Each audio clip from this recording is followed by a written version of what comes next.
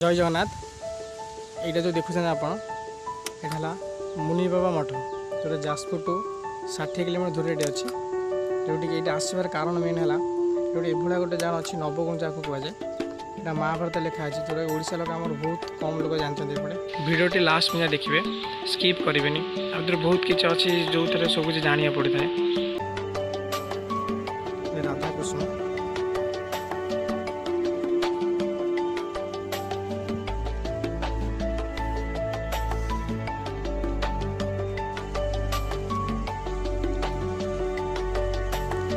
आहरी बहुत किसी देखा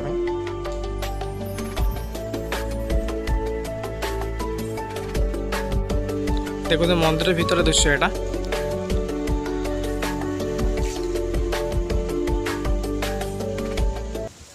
जगन्नाथ मंदिर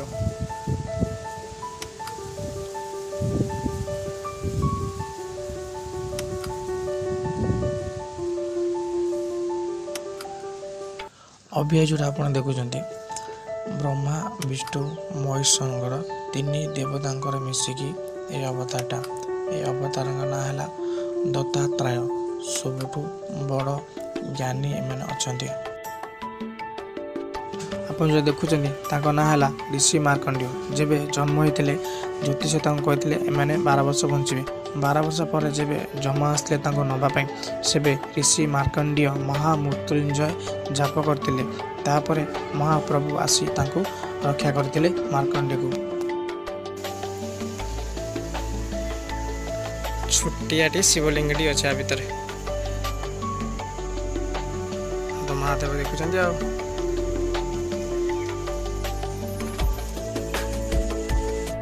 कामधेनु जेबे समुद्र मंथन होते से बाहरी कामधेनु को पूजा करें घरे शांति आउ धन वृद्धि हुए। सनातन धर्म में कामधेनु को माँ बोली कह जाए। यह श्रीकृष्ण अवतार 9टी प्राणी मिसिकी गोटे प्राणी अच्छी आपको कह जाए नवगुंजारा।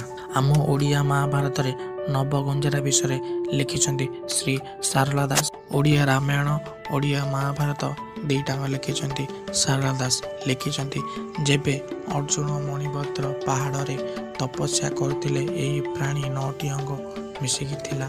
अर्जुन तांको देखिकी मारिबा को चाहते अर्जुन तांको देखिकी भाविले पृथ्वी रे ये को भला प्राणी 9टी अंग मिसिकी गोटे प्राणी हेछि। मुँह है गंजा तांको बेक है मयूर एटा देखुन हाथी एटा है नंदी महाराज एटा है चिता एटा है नागसाप एटा है गोमाता एटा महाप्रभुंकर हाथ। अर्जुन निजर भूल जानी पाइले सेठू श्रीकृष्ण तांको दर्शन देले। अर्जुन को बुझेबार कारण है 9टी प्राणी मिसिने गोटे प्राणी हो पारे ताहाकु ही कह जाए नव गुंजारा।